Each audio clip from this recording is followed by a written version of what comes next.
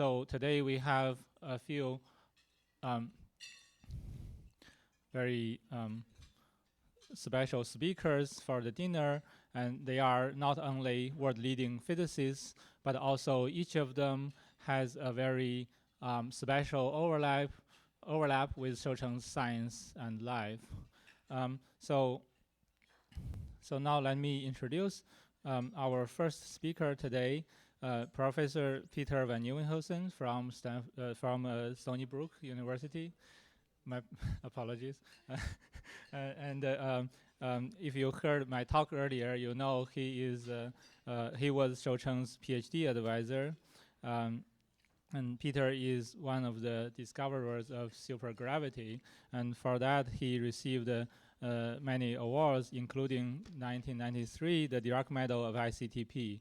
I'm not going to read all the awards he has, but I want to mention the Dirac Medal because his student Shou-Cheng also received that in 2012. So let's now let's welcome Peter. Yeah. Okay. I will also start the mic.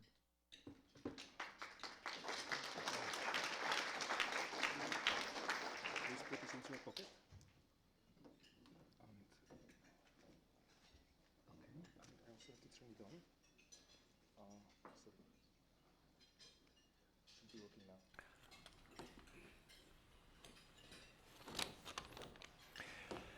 Good evening. I'm the first after dinner speaker, actually during dinner speaker. And as you heard, I was Shou-Cheng's advisor. I'm going to tell you a little bit about Shou-Cheng's life before and up to, including his stay in Stony Brook. Other speakers will talk about other periods in his life. In Stony Brook, he got his PhD. I'm only going to speak very shortly, for 4 or 5 minutes, but I decided that it is better that you hear from Shou-Cheng than from me. So 2 years ago we had a meeting in Stony Brook for the 50th anniversary of our institute, and Shou-Cheng gave one of the major speech there, and he outlined what his ideas in physics were, what he had learned in Stony Brook, and what he still hoped to do. And he decided, I brought it with me, the video, and so after I've finished speaking for 4 minutes, I'm going to play that video. I think you can hear better from him what he thought than from me. So here you see a picture of Shou-Cheng when he came to Stony Brook. He looked very young, but he was very young. He was 19 years old when he came. He looked very handsome. He looked very much like another picture I have at home of Frank Yang. They look very similar, and you probably know that they are very close friends.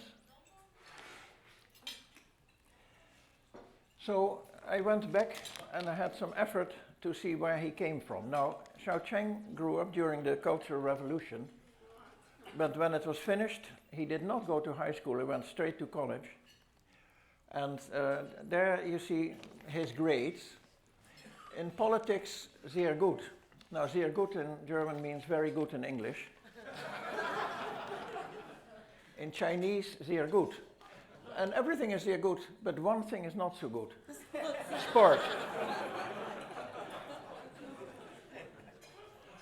Then he went to Berlin, and in Berlin he worked with Schrader, whom some of you may know, and he followed courses, and he did it very well, and now he got mit Auszeichnung, that means in German with distinction. In the United States you would say cum laude. So he did very, very good, and in fact, after he did his very short stint in Berlin, he was dreaming of coming to Stony Brook because Frank Yang was there. And for Shou-Cheng, Frank Yang was the only one on earth he was really admiring without bounds. So he wrote reference letters, and I went to my physics department and found a few reference letters. So one is of a professor he said in Berlin. He worked in my institute on a particular numerical problem in atomic collision physics. In an amazingly short time, he familiarized himself with Fortran programming, which was previously unknown to him, and solved the problem given to him in a very satisfactory way. Well, that is a thing I also noticed. When I'll say that later, but he could pick up things incredibly fast. Oh. So here's a second letter, and it says, Zhang is still very young, and he will set a record in Berlin by taking his degree within the absolute shortest time, about half the average. So that explains why he came at 19 to write a PhD. Zhang is the best student I ever had, and he compares favorably with the best students I've met at Harvard. Therefore, I strongly recommend him that he should be accepted as a graduate student at Stony Brook. So he came to Stony Brook. Now, not everything went very well, and this is a surprise. I found this. He actually didn't speak very well English, they said. But when I spoke with him, he spoke fluently English. So I think the people who took the exam didn't know what they were examining. And in fact, he had them to learn English, but he was fluent. And then we have a comp exam. That is, you have to do an exam in all kinds of fields, and students are rated, and depending on how good you are, you go here or there. Now, you may see all the people, but you may see here a little Z near the number 300. Now, 300 was the maximal degree, and usually the best was 250, and that had not happened very often. But suddenly we had somebody who was almost 300. Now, the Z stands for Zhang, as you probably guess. And therefore, he got the prize for the best student. This is called the Alexander Pons Prize. It is with distinction, we call it in Stony Brook, but it was a superb exam he did. So then the question was, what will he do? Then you have to do in Stony Brook an orals committee. There's a committee, and it sees if you're ready to start your PhD. Now the committee consisted of Cheng Yang, Martin Rochek, who is sitting there, and myself. Now that was a biased committee. We already knew he was fantastic, so there was no way that he would not pass. He did it very well. Hey. Well, this keeps going back and forth. So then, after he did his PhD, and I'm going to discuss briefly his PhD, but in the PhD, and there's a reason, there were two chairmen in the committee. It's a bit strange. There was a chairman Kivelsen and a chairman van Nieuwenhuizen. But the reason I'll not explain Shoucheng. He is going to, in his speech, explain why that happened.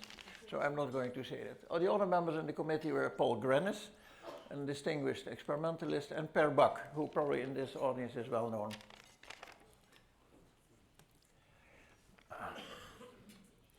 So then, the kind of work we did is, I'm a supergravity person, as many of you know perhaps, and so I was interested in topology, in geometry, quantum field theory, and here's a problem which we wrote a paper on the chiral anomaly in conformal and ordinary simple supergravity in Fujikawa's approach.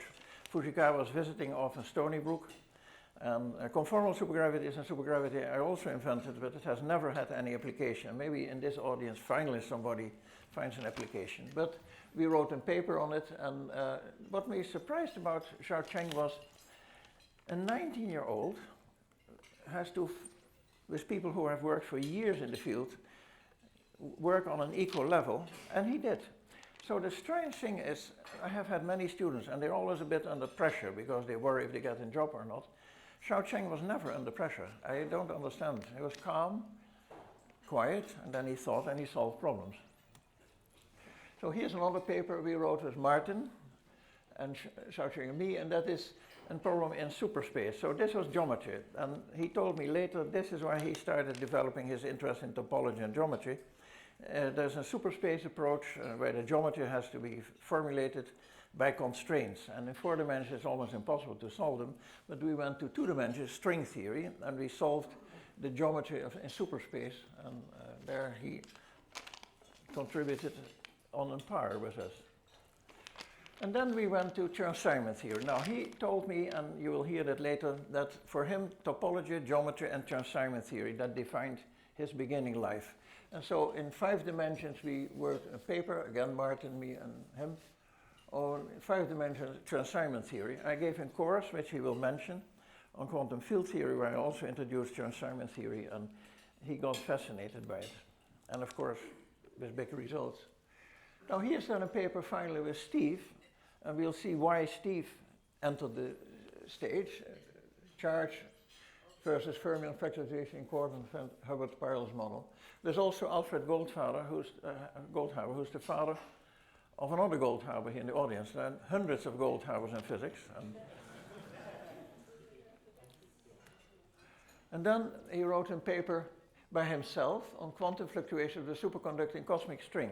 But this is a bit funny. This is on the one hand, I would say, a beginning of condensed matter physics, but it also has overtones of general relativity. And so you can see here that he is in 2 worlds. And then he left, and when he left, he still wrote a paper with Martin and Hansen and Zahed on spin and statistical method 2 + 1 dimensional QED. So lower dimensional models, 2 + 1, that was his interest. Now, I have pictures will come when I show you the other thing. This is one picture when Barbara and he were in Stony Brook. So I say a few private words and then I will let Shou-Cheng speak to you. I remember, Barbara, that one day I was walking, and I never told you this, but I saw you with Shou-Cheng in the water looking for mussels. You remember that? Yeah.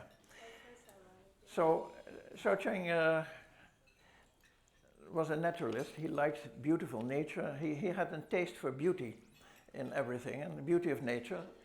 And this is when he graduated. And here Barbara is with my daughter, and that's another daughter of mine. So maybe at this point I come at the end of what I want to say. I want to say one thing, and then I let Shou-Cheng speak. I will now let you listen to Shou-Cheng, but before I want to thank Steve Kibbleson and his colleagues for organizing this tribute to Shou-Cheng. For a physicist, it is about the best thing that can happen if his colleagues talk about his work. There's a novel by the French author and philosopher Jean-Paul Sartre. The novel is called Huis Clos, and that means closed house. And it is about people who have departed. And they live in a house surrounded by clouds. And when people on Earth talk about them, the clouds lift, and the people look from the house back on Earth and see the people they love.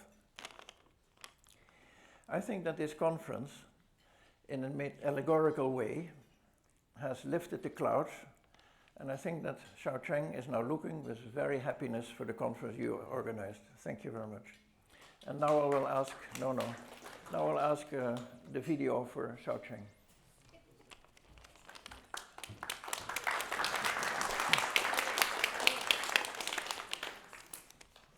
Shou-Cheng, welcome. Well, thank you very much. I feel greatly honored, but also deeply humbled to speak right after my distinguished advisor.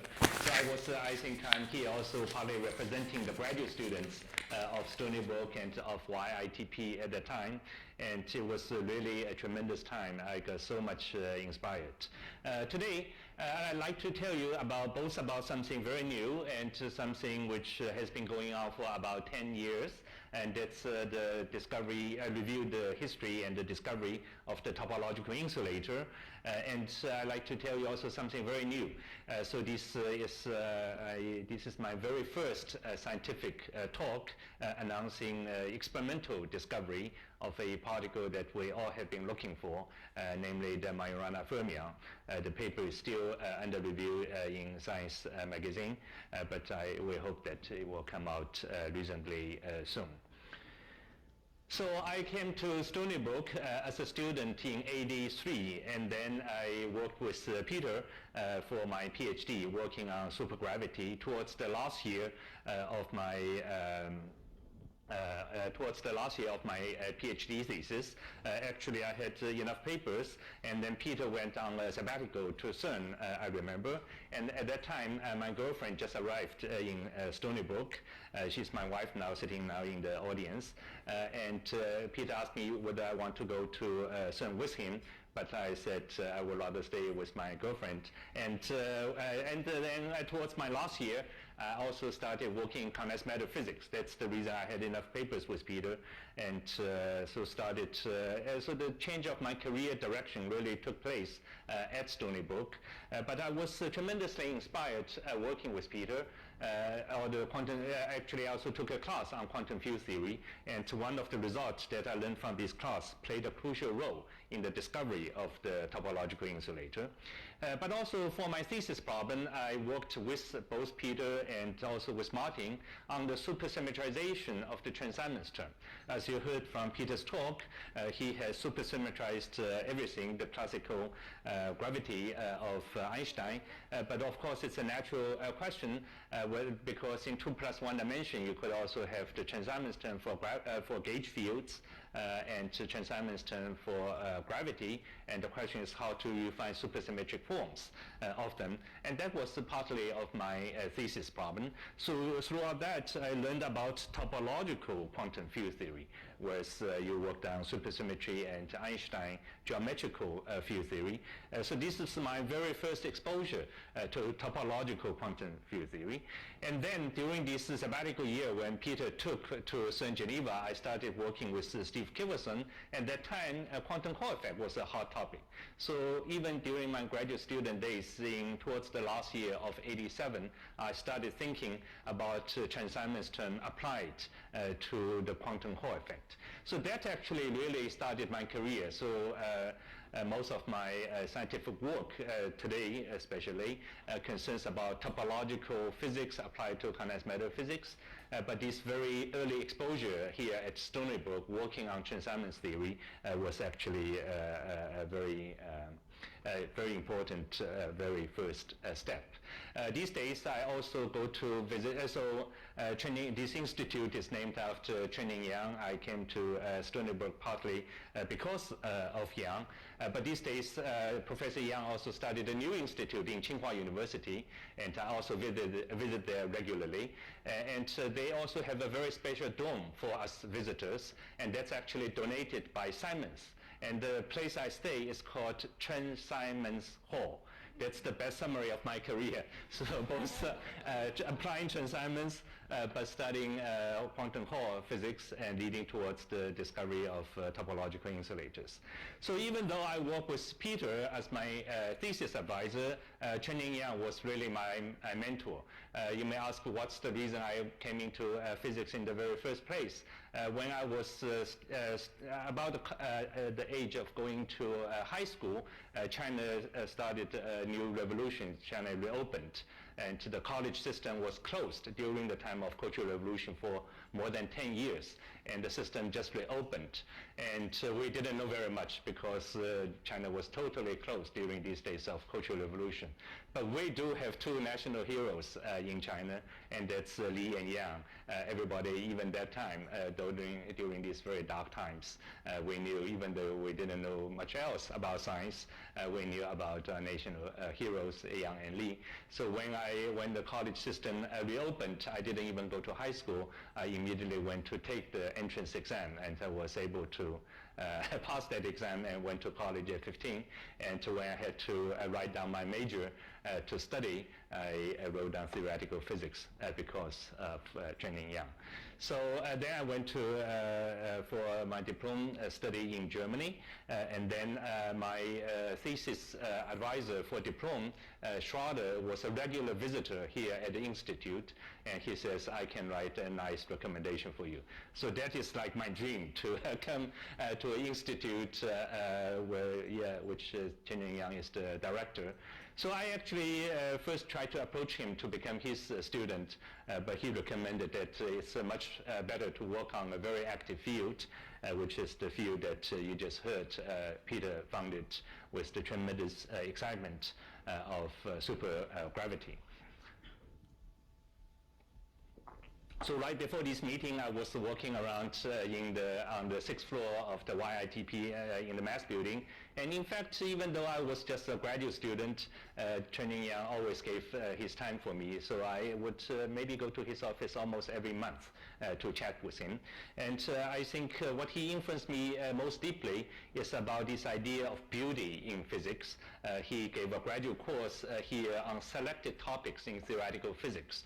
So I think each particular topic he teaches maybe not that different from the textbooks, but the collection of this list of what he finds to be the most important and most beautiful, a lot of them are quite surprising to me. I would think he will always talk about the latest, about Einstein's dream of grand unification, but instead he actually talked a little bit about some of the computer science problems, like no halting problem, I remember, was one of the topic, and also holography, the actual holography was one of the topic.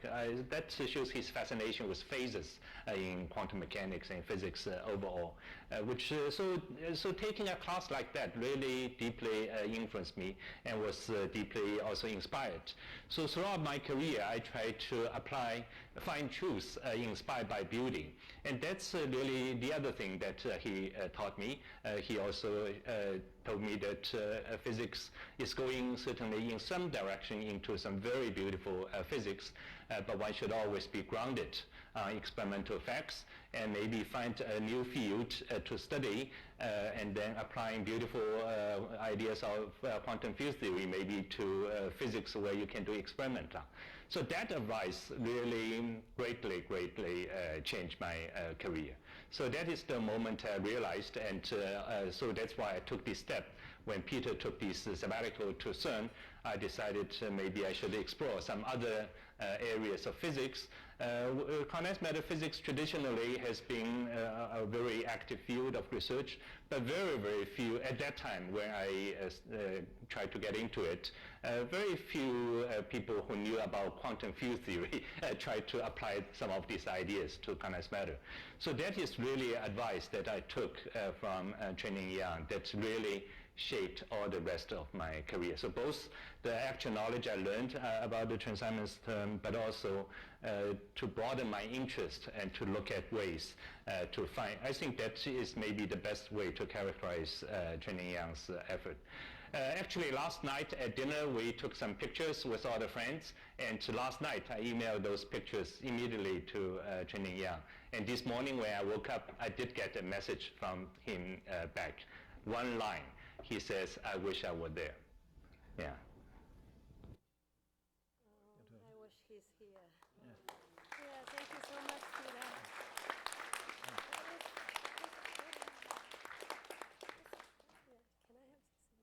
Yeah, I'll send it to you. Yeah.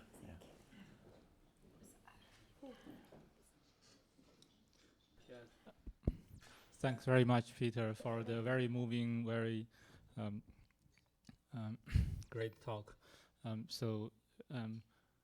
learned a lot of new things, and thanks Shoucheng also, I learned new things from his talk, which I didn't hear before. So